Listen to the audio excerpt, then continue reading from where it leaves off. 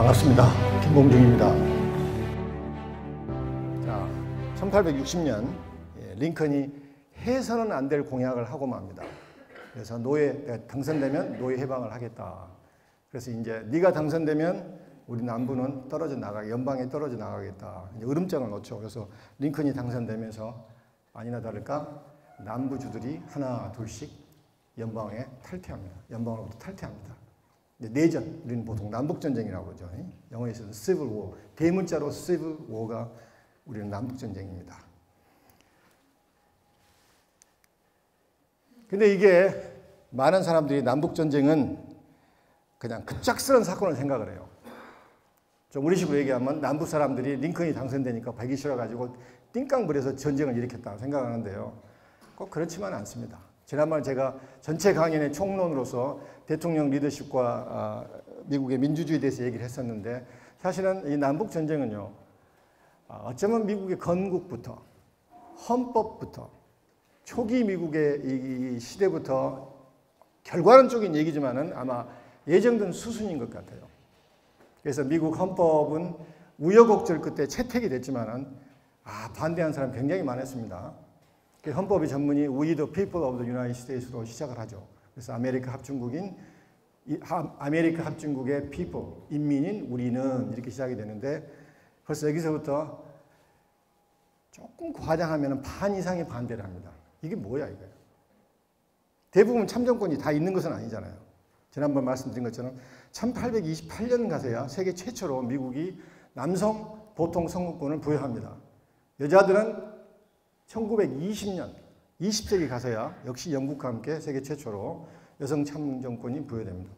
이게 참정권이 없는 이 상황에서 이게 인민, 피플이 뭐냐. 그래서 많은 사람들은 돈 있는 사람, 많이 배운 사람, 권력이 있는 사람, 즉 영국 지배하에서 식민지 엘리트들이 독립전쟁을 했는데 또 새로운 국가를 연방을 만들어야 되는데 약간 자기들의 이해관계를 추구하기 위해서 애매모호한 피플을 집어해서 자기들만의 연방을 만들지 않아요. 굉장히 우혹을 가졌던 거예요.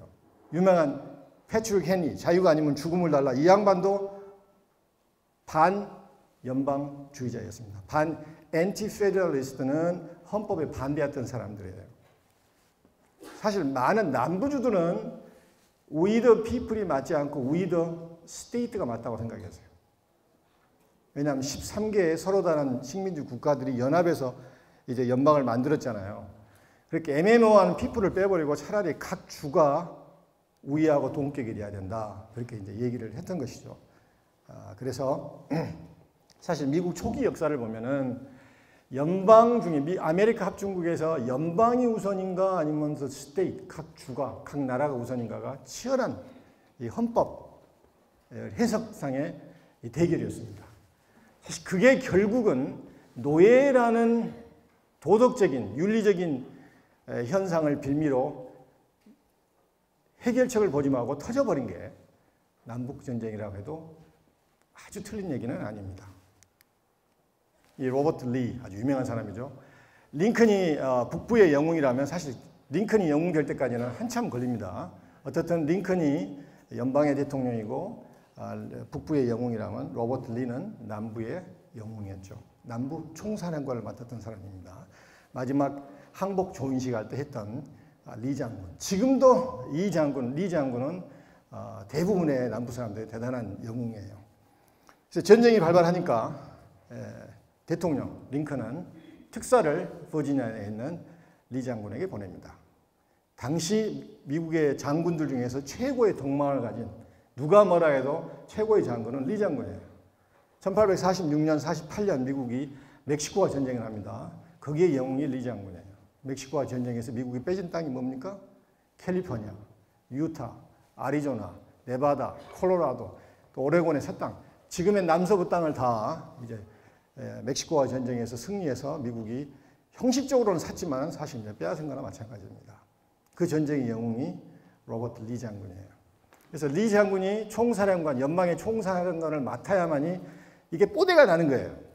그래서 링컨이 특사를 보냈지만 리 장군이 대답을 빨리 안 해요. 그러다 마지막 특사를 보내고 나서도 한 일주일 만에 리 장군이 답변하는데 거절합니다.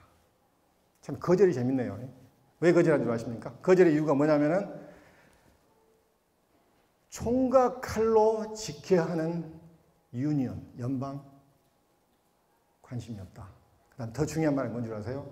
내 고향 버지니아를 희생해서 지켜야 할 그 연방이라면 no charm to me. 나는 그런 매력이 없다고 해요. 그래서 결국은 나중에 반란군, 연방 입장에서는 반란군 총사령관인 남부의 총사령관직을 맡게 됩니다. 링컨으로서는 어마어마한 손실이에요. 제가 왜 이 얘기를 하냐면은 그만큼 남북 정쟁까지도 많은, 특히 남부, 많은 미국 사람들은 헌법을 해석할 때 주가 우선이 돼야 되지, 스테이트가 우선이 돼야지, 애매모호한 연방이 우선이 된 것은 그들의 리버티의 심해라고 생각을 했던 거예요.